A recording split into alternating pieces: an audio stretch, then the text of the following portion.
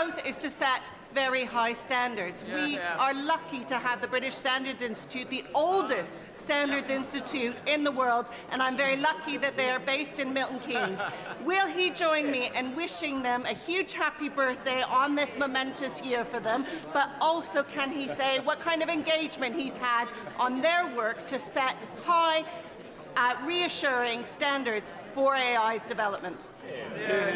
Well, my honourable friend has been a remarkable champion for the BSI, and I know this on this and wider questions as well. I won't sing happy birthday, but I will certainly wish them a very happy birthday and look forward to continuing my conversations with them. Tory College Liberal Democrat spokesperson.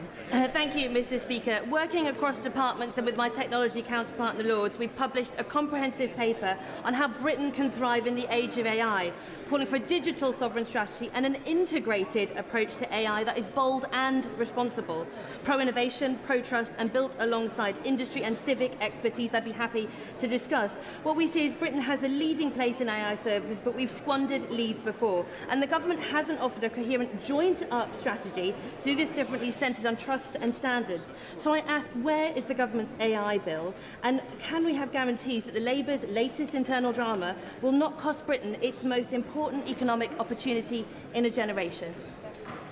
Well, can I just gently point to the Honourable Lady that there is a very clear strategy we set out early on, the AI Opportunities Action Plan. We have then built in public. It is a public dashboard. You can follow progress right across the country, 75% of it delivered. And just this week we found out that IT and AI have driven productivity revivals for this country as well. We're firing on all cylinders when it comes to UK AI. We now come to Topicals Clevedowns. Question number 1, Mr. Speaker. Thursday. Mr. Speaker, if I can briefly say, this government believes Britain's national interests are strengthened, not diminished, when we work with like-minded countries. That's why next week I'll be joining other G7 nations, coming together as democracies to discuss how we shape tech and AI to work for all, and why I'll be proud to showcase the best of Britain's AI strengths on the world stage at London Tech Week in June. Clive Jones. Life science companies like Becton Dickinson in my constituency of Wokingham play a key role in advancing the research and innovation that will help deliver the National Cancer Plan and transform cancer care. So what is the Minister doing to increase funding to research and development for life science companies like those in my constituency? I know the Honourable Gentleman is a powerful advocate of life sciences nationally and in his constituency. We see them as one of our greatest national assets, not only helping to save lives but drive jobs, growth and innovation. I'm very proud that this government has put in the largest ever investment into research and development, including into life sciences, and that we are investing £730,000 supporting 7 projects in Wokingham, because we know that's good for his constituents and the country. Chris Vince. Thank you, Mr. Speaker. I don't know if I've ever told you, Mr. Speaker, but Harlow is the birthplace of the fibre optic cable. I want children in Harlow to feel confident they can get the brilliant jobs of the future that tech can provide them. So can I ask the Secretary of State what she's going to do to make sure that happens? We want to ensure people from all walks of life and in every part of the country can seize the opportunities that tech and AI bring. That is why we are upskilling 10 million workers, a third of the workforce, in AI skills, why we're investing £170 million in the Tech First programme to help young people get skills and training, and why we've launched the first ever Level 4 apprenticeship in AI. So young people in Harlow can fulfil their ambitions, and so we build a better country for all. Show Secretary of State Julian Lopez. Thank you, Mr. Speaker. I was born in Harlow, would you believe? Can the Secretary of State guarantee that under Labour's EU reset, Britain will not align with any EU tech rules, including the AI Act? This government wants to ensure we have a closer relationship for Europe, because we see every day the terrible impacts that their Brexit deal brings. But I am also clear that we will continue our pragmatic, not dogmatic approach to regulation, because Britain is the second country in the Western world for AI, and we want to retain those benefits to grow the economy and create good jobs throughout the country. Julie Lopez. Mr. Speaker, there was absolutely no clear answer from the Secretary of State there. So I think it sounds like Labour is about to trade away our Brexit freedoms on tech regulation. And yet tech ministers have been briefing behind the scenes that we must not lose Britain's Brexit freedoms on tech when it comes to AI, data, agri-tech. So will she now publicly admit what her ministers have been briefing behind those closed doors? Brexit was not some exercise in nostalgia pushed on us by uninformed thickos. It's given Britain a competitive advantage in the industries of the future. I mean, perhaps unusually, I don't listen to and never get involved in briefings, but I am very clear about the huge advantages this country has. World-leading talent, some of the most innovative tech startups. In the last year alone, we got more VC funding for tech and AI in this country than France, Germany, combined. We are going to back Britain because we believe in Britain. £500 million in a sovereign AI fund. 4 AI growth zones in parts of the country that have been levelled up more under this government than under 14 years under members opposite. We are going to seize this powerful technology to build a future that works for all, and I am very proud of our work. Sarah Smith. Thank you, Mr. Speaker. My constituent Debbie Duncan set up a petition calling on the government to tackle tragedy trolling, which has attracted over 18,000 signatures. Does the Minister agree with me that it is time for action? And will he or she support a debate to help take this forward? We are absolutely focused on precisely those features that so many parents are worried about. Children doom scrolling, the fact that they are on their phones overnight and the impact that that can have on their anxiety, mental health and sleep. The question isn't whether we will act, we will. We'll put forward our proposals by the summer, and I intend to legislate, if required, by the end of the year. We now come to Prime Minister's questions. We start with Christine Sullivan. Question number 1, Mr. Speaker. Prime Minister. Thank you. May I extend my deepest condolences, and I'm sure the condolences of the House, to the family and colleagues of Lance Bombardier Keira Sullivan, who lost her life in a tragic incident on Friday. She was an exceptional soldier and will be deeply missed. Mr. Speaker, it would be remiss of me not to comment on one of Manchester's great heroes, moving on after almost a decade. So let me congratulate Pep Guardiola on all his success at Manchester City. And, Mr. Speaker, if I could declare an interest, I'd also like to say congratulations to Arsenal Football Club on becoming the Premier League champions. Mr. Speaker, this morning I had meetings with ministerial colleagues and others. In addition to my duties in this House, I shall have further such meetings later today. Thank you, Mr. Speaker, and may I share the condolences expressed by the Prime Minister. From the Russian invasion of Ukraine to the Iran war, people have struggled with the cost of living. In my constituency of Bathgate and Linlithgow, in the heart of Scotland, road travel and logistics are key to everyday life and local industry, with the Road Haulage Association headquartered in Bathgate. What reassurance can the Prime Minister offer my constituents that this government will tackle household bills and business cost pressures? Well, families across the United Kingdom are facing impacts of a war that we did not choose. So it's welcome news today that inflation is falling.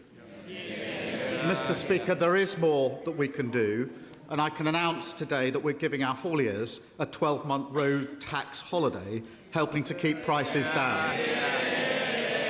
And we're backing drivers by extending the freeze in fuel duty for the rest of the year. This is possible because of the decisions taken by the Chancellor, making us the fastest growing economy in the G7, and she will set out further action tomorrow. Mr. Speaker, this is not our war, but while the parties opposite wanted to jump into it, Labour will always protect working people. Leader of the Opposition, Kemi Badenoch. Thank you, Mr. Speaker. And I'd like to associate myself with the words of the Prime Minister regarding the tragic death of Lance Bombardier Keir Sullivan. We send our condolences to her family for this terrible loss. I welcome some of what the Prime Minister has said on fuel duty. Yes, it's still a freeze, but we asked him about this on the 11th of March and the 25th of March, and he said he wasn't going to do it. So thank you for the U-turn. Thank you for the U-turn. Labour MPs are shaking their heads. It would make more sense if they just did what we were doing, because they get there in the end anyway. But, Mr. Speaker, yesterday, Labour MPs voted to ban new British oil and gas licences. Why?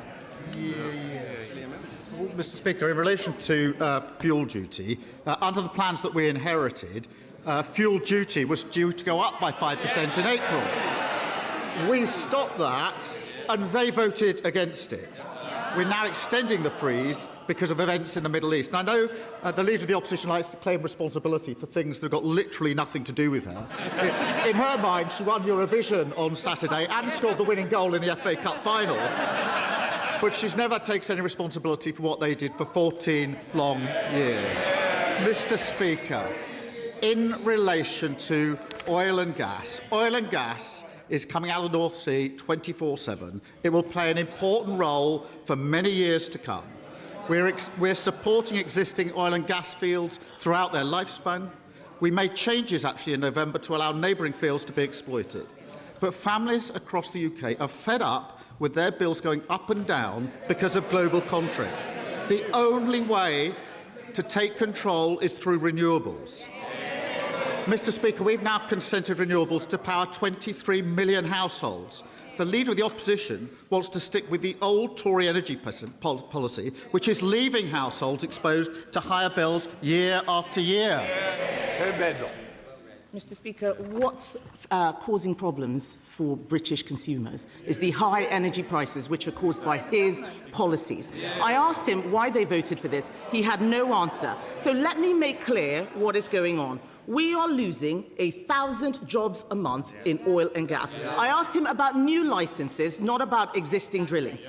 And then, late last night, Mr. Speaker, the government snuck out an announcement that it was removing sanctions on Russian oil. So can the Prime Minister explain why oil from Russia is acceptable, but oil from Aberdeen is not? Well, Mr. Speaker, let me address the sanctions head-on, because we have been united across this House on these issues since the beginning of the conflict. What we announced yesterday was a strong new package of new sanctions, going well beyond existing sanctions. So it's a new package.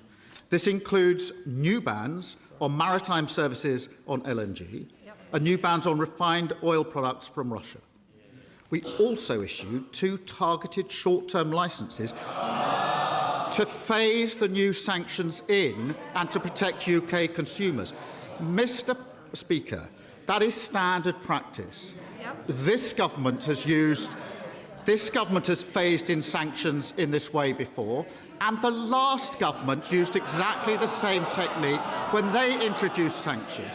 And when they did so, Mr. Speaker, we supported them because we could see the sanctions were the right thing to do to bear down on Russia. So these are new sanctions being phased in. This is not a question of lifting existing sanctions in any way whatsoever, and we will continue to work with our allies on further sanction packages. It's a very weak set of cheers from the MPs who are trying to get rid of him, could I just say. Mr. Speaker, he doesn't know what he is talking about. This level of processology is not going to get him out of these difficult answers, OK? Let me tell him what is going on. Labour are giving money to Russia, Reform are taking money from Russia. There's only one party that is standing up to Russia, and that is the Conservative Party. I cannot believe that he's actually saying that he's doing something good on the war in Ukraine. What's he talking about? This morning, Ukraine's sanction chief disagrees with what the Prime Minister's approach is. That's what Ukraine is saying. In March, when the United States eased sanctions on Russia, the Prime Minister said All partners should maintain pressure on Russia and its war chest. The Prime Minister said, our sanctions remain, and there is no question about that. What's changed? I really think on an issue of this importance, which is about further sanctions on Russia in relation to Ukraine, it is really important that the position is not misrepresented. Exactly. This is a new package of sanctions. None of the existing sanctions are being lifted in any way. So this is not less pressure on Russia, it is more pressure on Russia. More pressure than there was the day before yesterday, more pressure than there was under the last government. What is happening is that those sanctions are being phased in a way which was used by the last government when they introduced new sanctions. We bothered to do the processology and work out what we were doing and supported it because we could see that it put more pressure on Russia. Similar methods are used by other countries. They are done because of the impact on the market and to protect UK consumers. These are new sanctions putting more pressure on Russia, and I think if she'd done her homework, she'd actually support us on this. Mr. Speaker, being patronising is not a substitute for understanding policy. And I've heard this term. Mr. Speaker, I've heard this tone before. This is the same tone he used during the Mandelson scandal, and they were all cheering, and then it turned out that he was wrong, wrong, wrong. He says that other countries are doing this. The EU is not doing this. Let me make it clear. I know it hurts him to hear it. He is now choosing to buy dirty Russian oil. That money will be used to fund the killing of Ukrainian soldiers. Isn't he ashamed? I really think that to misunderstand and misrepresent what is happening, this is a very serious issue where we're working with others. These are new bans, they're new sanctions, they're new bans on maritime services on LNG as of yesterday. They're new bans on refined oil products from Russia as of yesterday. They are being phased in the same way that previous sanctions regimes have been phased in, exactly in the way the last government did and we have done. Other countries do exactly the same. The EU has its own way of doing it. Australia and Canada have their own way of doing it. And to play party politics on Ukraine, where we have stood firm, and the only people that benefit when we play party politics in here on Russia and Ukraine is Putin. Mr. Speaker, that pompous tone does not cover for the fact that he has got his policy all wrong. I have asked him about oil and gas again and again and again. The last time he told me that it was the Energy Secretary's job and it had nothing to do with him. That's what's destroying this country. It's not playing politics. It's speaking up for the people who are out there. The fact is, more people are buying Russian oil because British oil isn't being drilled. He's sanctioning British oil, but not Russian oil. And he should be ashamed, Mr. Speaker. He should be ashamed. I cannot believe that this Prime Minister, even when he has nothing to lose, continues to defend banning new British oil and gas licenses. In April, Britain saw the single biggest drop in employment ever since the pandemic. That's under them.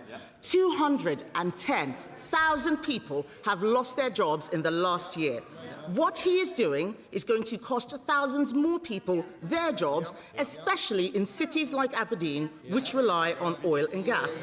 So can he tell us, why is he doing everything to save his job and doing nothing to save other people's jobs? Mr. Speaker, there is drilling in the North Sea, and on her, she said there's no drilling in the North Sea. She said, "Going to have to refer herself to the Privileges Committee, Mr. Speaker."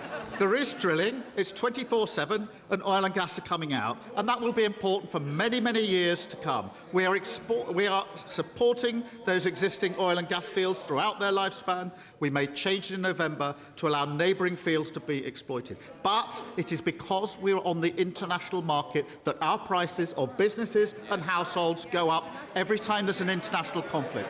We saw it with Ukraine, or we saw it with Iran, and people are fed up with a government The last government didn't take control of their bills. We're taking control of their bills. The way to do that is through renewables, and that's what we're doing. Kemi Badenoch. Mr. Speaker, it gets worse and worse. He doesn't understand the policy. I am asking him about new oil and gas licenses, which they voted against yesterday. If they had approved those licenses for Jackdaw and Rosebank like we did, we would have that oil in this country now. We would. And just listen to him, and I wonder if he is okay. He is so deep in the bunker, Mr. Speaker. He's importing sanctioned Russian oil. He's nationalising steel. He's imposing price controls in the supermarket. It's like the Soviets won. This country needs a government that has got its act together, Mr. Speaker. Instead, what we have is a Prime Minister hanging by a thread, fake support from his backbenchers, too scared to take difficult decisions, losing his moral compass by backsliding on Ukraine. Yes, he is. Mr. Speaker, look, the shakes of their head are so feeble. It's so feeble. He has got... They can... It's absolutely laughable, Mr. Speaker. It's absolutely laughable. Yesterday, we saw them huddled in the corridors talking about Andy Burnham and West Streeting. The fact is, he's got a cabinet fighting to replace him, and the worst part is, they aren't getting rid of him over his terrible agenda. No, they actually like it. They just want a better salesman. So isn't it the case, Mr. Speaker, that it doesn't matter who replaces him, the real problem is the Labour Party? Mr. Speaker. I think not, Prime Minister. Mr. Speaker, look, a lot's been happening in recent days, so she may have overlooked the fact that last week the ONS announced we got the fastest growing economy in the G7. Last week we had the biggest fall in NHS waiting lists for 17 years. Today inflation's come down more than expected. And Mr. Speaker, if you'd offered me that and Arsenal becoming Premier League champions, I'd take it every day of the week. Thank you, Mr. Speaker. This year marks the 20th anniversary of the Royal Regiment of Scotland. 20 years of duty, courage, and for 23 of its soldiers, the ultimate sacrifice in service to our country. Across Scotland, more than 20 councils have already recognised their service by granting the regiment the freedom of their area, reflecting Scotland's long and proud tradition of respecting our armed forces. Earlier this month, however, Glasgow SNP and Green councillors rejected Labour's motion to grant the Royal Regiment freedom of the city. It is a shameful snub to our servicemen and women, and a decision that has left many Glaswegians feeling ashamed and embarrassed. Does the Prime Minister agree that this is an insult to those who serve, and will he join me in urging Glasgow City Council to reconsider? Well, can I join my honourable friend in paying tribute to the bravery and sacrifice of the Royal Regiment of Scotland? I've had the privilege of meeting Scots serving in our armed forces across the world. They deserve our deepest gratitude. I cannot understand how the SNP and Greens have arrived at this decision, particularly when Glaswegians have contributed so much to the Royal Regiment.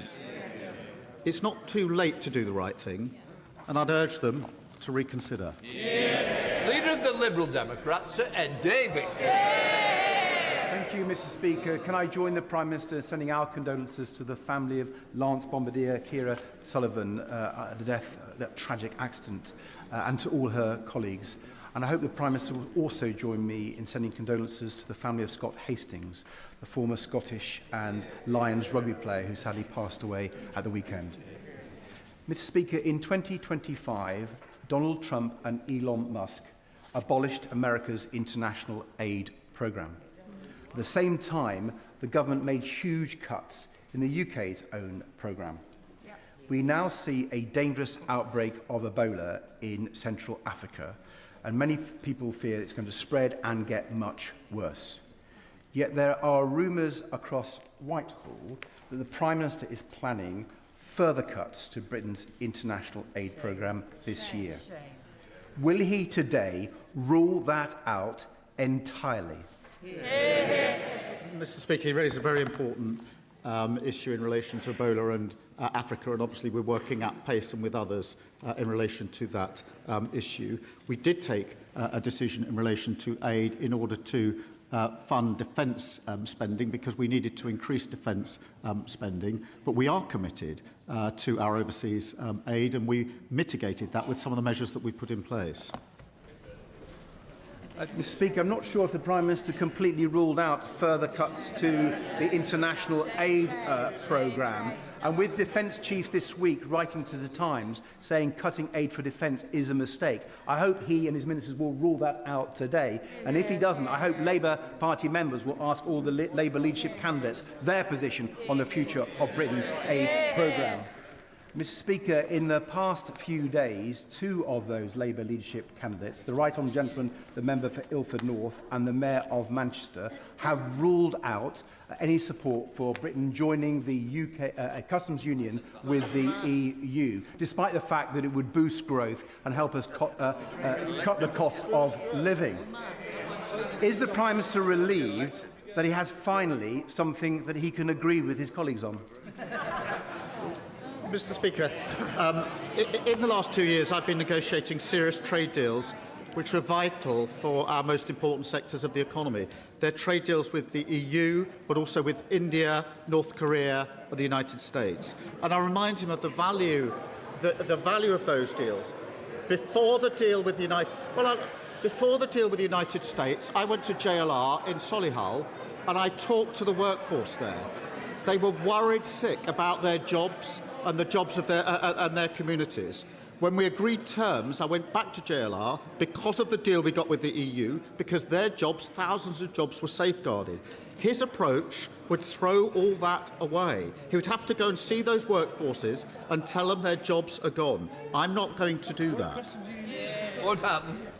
Mr. Speaker, I welcome the steps taken to clean up British politics via the landmark elections bill, but we must go further. If I had a £5 million gift from a billionaire living halfway across the world and not come clean about what that money was for, my constituents would be furious. And if the same billionaire had then bankrolled my party to the tune of £12 million, my constituents would be knocking on my door and calling for me to resign. Does the Prime Minister agree that the elections bill must ensure that no British politician is ever for sale to the highest bidder?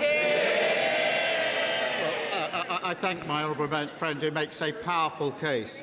We have already committed to a moratorium on crypto donations to political parties, and the King's Speech introduces tougher rules to protect our democracy. But the £5 million question is, why did the Reform leader keep this donation secret? I see he's not here to answer. And what did the billionaire lining his pockets ask for in return? Those questions need to be answered. That's why he's not here. Dave Dugan. Thank you, Mr. Speaker, for calling me for my first PMQ since becoming SNP Westminster leader following the SNP's stunning victory in Scotland.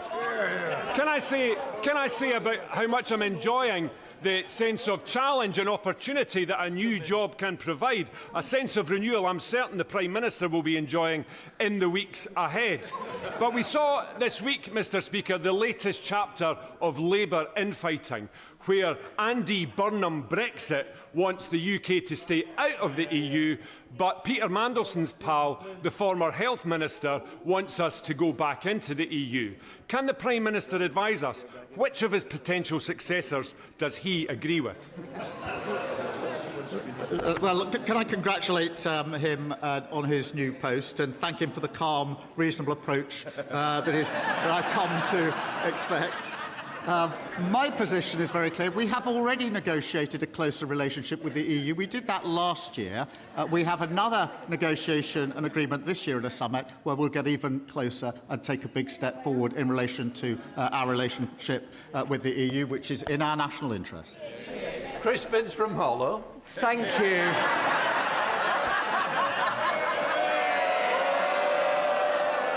Thank you, Mr. Speaker. And the Prime Minister will be pleased to know I'm going to ask him a question about his favourite topic, which is football. There are people in this House that seek to blame the Prime Minister for everything, but I thought it was a bit rich when one national newspaper blamed the Prime Minister for Harlow Town going into administration because he once went to visit them. But as I know Harlow Town is very much the Prime Minister's second team, he will please to be know they are now out of administration, looking forward to a strong future. Can I ask the Prime Minister what his government will do to support really important community assets like our football teams, like Harlow Town and Roydon, who also won their league this season? Well, I've got very fond memories of visiting Harlow Town with my honourable friend. But the point he makes is a really important one, because football clubs bring our communities together.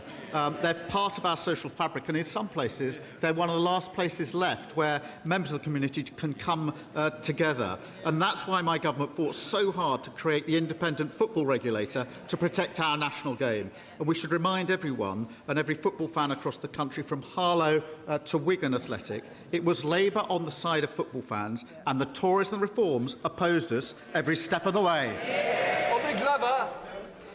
Thank you, Mr. Speaker. This month's local election saw the biggest ever gap between votes and seats in England. Over 5 parties won more than 15% of the vote, or estimated to have done so.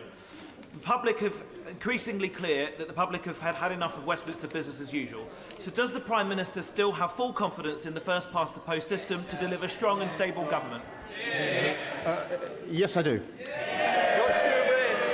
Thank you, Mr. Speaker. Trump's war in Iran means the world will have to contend with a spike in inflation throughout this year. Many of my Cannock Chase constituents struggle to afford their weekly shop, whilst our farmers struggle to make a living producing what goes on the shelves. Labour governments should always be on the side of working people, whether they are in the supermarket or on the farm. If we aren't, we will not be forgiven. Will the Prime Minister follow the example of our European neighbours, including Ireland, and bring in a package of support for our farmers to help them stay afloat and protect our constituents from the worst of Trumpflation? Mr. Speaker, before I answer that, I've just been handed a note saying that I inadvertently said we did a trade deal with North Korea rather than South Korea. That would be breaking news and not very good. So, before I'm referred to the Privilege Committee, can I correct the record, Mr. Speaker, in that regard? It was a slip of the tongue, but a pretty unfortunate one. In relation to the question, families and farmers are rightly frustrated about being impacted by a war that the UK didn't start. We're protecting working people is our priority. And today, Mr. Speaker, we're cutting red diesel costs for farmers by a third, delivering the lowest rate for 20 years. That's alongside a record £11.8 billion on farming budget and a new national programme to redistribute surplus food. We'll make sure no one in this country goes hungry. And I can confirm the Chancellor will make further announcements tomorrow. Hannah Spencer. Thank you, Mr. Speaker. Well, in Gorton and Denton, we have to pay full price for a pint. But here, for some reason, it's cheaper, and some MPs drink before voting, and that really shocked me when I came to Parliament, because it is our workplace. Now, does the Prime Minister agree with his own MPs who've defended their right to drink cheap alcohol at work? Or does he agree with me that MPs shouldn't be drinking on the job, given that we vote on huge things like the climate crisis, disabled people's rights, housing, child poverty? Can I firstly welcome her to our place, because I think this is her first PMQ. Look, there are going to be different views on whether people should be able to enjoy a drink here or not. But I think we can agree that the majority of people in this country want an economy that works for them, public services that are there when they need them, and every child going as far as their talent or ability will take them. But the only way to deliver that is through a Labour government, as we are doing. And I know the Greens think that their leader walks on water. It turns out that he just lives on water and doesn't pay his council tax.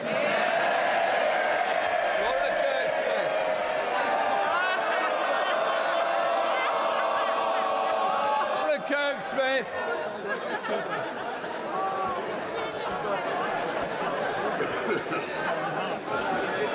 Thank you, Mr. Speaker. On a more serious note, sometimes we all have those meetings with constituents that really stick with us. For me, it was the lady who came to my surgery and told me about the character AI chatbot that had groomed her 12-year-old son. The chatbot turned him against his school, against his parents, made sexual advances, and even suggested that the bot and the boy might meet in the afterlife. Since this happened last year, I have been on the case with the government, and I'm pleased that we've taken new powers to regulate AI services. But still, every day, more young people are being harmed in this way, and they won't be safe until the tech companies can no longer access them in this way. So can the Prime Minister tell me how and when he will act to finally make the online world a safe place for our children? The story of her constituent is deeply concerning. I thank her for raising it. It underlines why we must and we will act.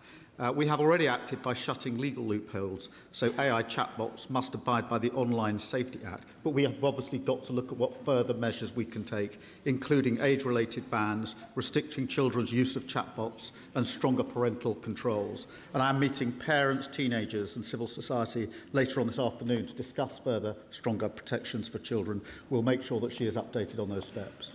Alison Griffiths. Thank you, Mr. Speaker. At 19, I was in a coma after contracting bacterial meningitis. I lost 70% of my hearing and needed open-heart surgery. The MenB vaccine has saved lives since its introduction in 2015 for infants, but there remains a gap for high-risk adolescents whom the JCVI has not vaccinated. Following the devastating outbreaks within this cohort in Reading, Canterbury and Weymouth, the JCVI is finally reviewing the evidence base.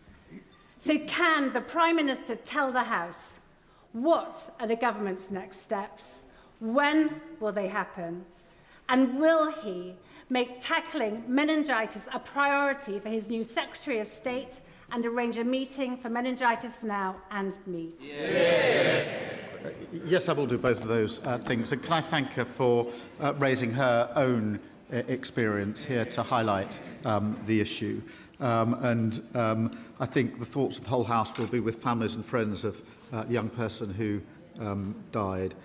Can I thank all the public health specialists working in Reading to make sure those affected are receiving appropriate treatment. And her question reminds us that vaccines do save lives, and we must do everything we can in relation to that.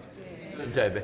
Thank you, Mr. Speaker. Mr. Speaker, littering and fly tipping is a blight on our communities. Yes. This isn't just an issue for Lewisham, it's an issue for towns and cities across our countries and indeed rural areas. Nobody wants to see a dirty mattress or cans or bottles up against roads or gates. It's awful. Yeah. And I welcome the government's strategy and plans to give councils more powers to manage fly tipping, but I absolutely believe more needs to be done. And does the Prime Minister agree with me? It's absolutely time to have a national conversation about how we manage and deal with littering. Well, can I thank her for raising this, because the government is cracking down on disgraceful waste criminals. Mr. Speaker, that includes tougher penalties for fly tippers, including service in clean-up squads and potentially losing their driving licence, more powers and funding for the Environment Agency, and stronger checks across the industry to tackle fly tipping at its source. Thank you, Mr. Speaker. The Gallows Brook in my constituency has the highest concentration of forever chemicals in the country. The BBC reports today that the concentrations are 47,000 times higher than the environmental quality standard, yet the Environment Agency has no plan for regular monitoring. A stream flows through the garden of my resident, Lee. She has suffered from ill health for 8 years. She took chickens, they have died. She had a dog, it developed a tumour and died. She's concerned that she may be poisoning her neighbours when she gives them vegetables. Will the Prime Minister agree for the Environment and Health Secretaries to meet with me and my constituents to explore what more can be done? Yes, I will, and I thank him for raising that, and I'll make sure that the detail is looked at and that appropriate steps are taken. Can I also take this opportunity through him to mark the tragic anniversary of the devastating fire in his constituency. And I know the thoughts of the whole House remain with the families and colleagues of Martin, of Jenny and of Dave. And I know he's done a lot to support them. Mr. Speaker, a stroke happens every 5 minutes. That's 6 lives changed in the time that we have been sat in this chamber. 2 years ago, when I was sat in this chamber, my husband suffered a stroke. We know that when it comes to the right care and treatment, every single second counts. We know firsthand why the work of the Stroke Association is so important, ensuring that everyone knows the signs and symptoms, because when a stroke strikes, acting fast matters. Would the Prime Minister join me in marking Stroke Awareness Month and update the House on what he's doing to ensure every stroke survivor gets the care they need to support, to recover and to thrive? My honourable friend raises an important issue, and government is investing in our NHS to make sure that every second counts. I know her husband, and I know the impact that this had on him and on her and their wider family. And can I thank her for raising such a personal issue in this chamber to highlight this point. Because of the choices we've made, ambulance response times are at their fastest for 5 years, and we're investing £10 billion to innovate technology and transformation, with the NHS already using AI to cut treatment time for stroke patients by an hour and tripling full recovery rates. Mr. Mandel. Thank you, Mr. Speaker.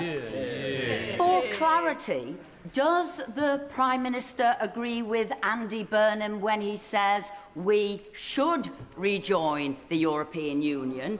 Or does he agree with Andy Burnham when he says we shouldn't rejoin the European Union?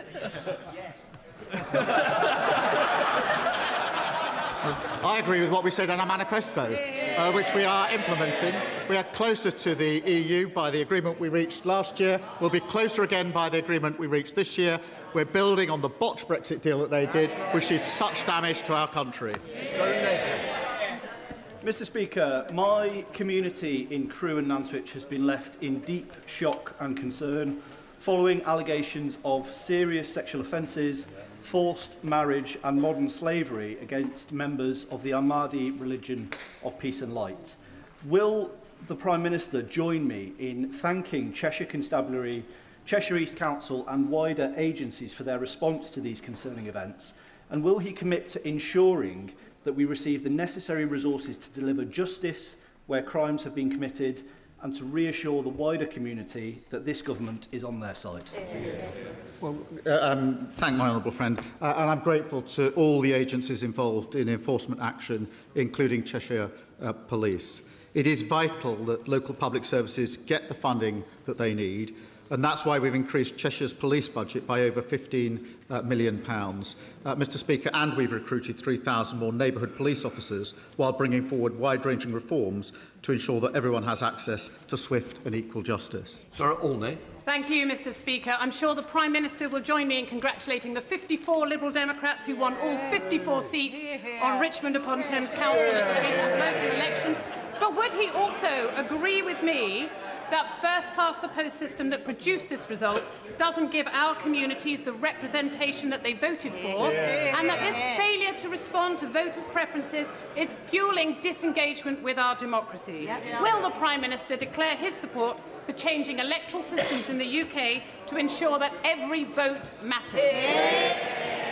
Well, I'm really sorry. The answer is no, and I can't bring myself to congratulate the councillors, so I apologise. John Turner. Thank you, Mr. Speaker. From 1997, the Prime Minister campaigned to scrap single-judge trials in Northern Ireland. Yet when I opposed his government's plan to bring in single-judge trials in England and Wales, I received hostile briefings and smears about my mental health from the lads in number 10 Downing Street. The Chief Whip's shaking his head, but he knows about it, Mr. Speaker. The Prime Minister knows that my nephew Matty took his own life as a result of work-related stress as a young criminal lawyer. So during Mental Health Awareness Week, while ministers spoke with compassion about health and well-being, did the Prime Minister reflect on those hostile, discriminatory briefings which he knew about and he allowed to happen? Well, can I thank him? And he has told me previously about Matty and the impact that that had on him. I totally understand that, and I want to be absolutely clear that nobody should be smeared in relation to mental health. Nobody on any issue, whatever they may argue on any other issue. Nobody, and I will do everything I can to make sure that that is the position. Kit Malthouse. Thank you, Mr. Speaker. In 5 weeks' time, the government will be introducing penal tariffs on steel imports into the UK, and at the same time massively reducing tariff-free quotas.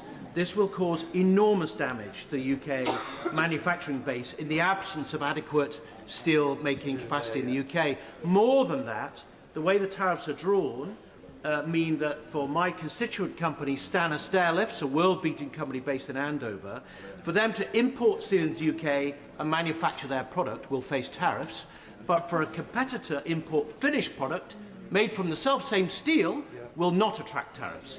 This cannot be a situation that can be allowed to persist. So can I ask the Prime Minister, please, to arrange for his Secretary of State to focus on this issue and get it sorted out? Can I thank him for raising this really important issue, and can I give him assurance it's not just the Secretary of State, I am also absolutely focused on this, because we're all very well aware of the consequences that would otherwise follow. So I'm personally vested in this, and the entire Cabinet is, because it is a very important issue, as he rightly points out. That completes Prime Minister's questions. Let the front bench change over.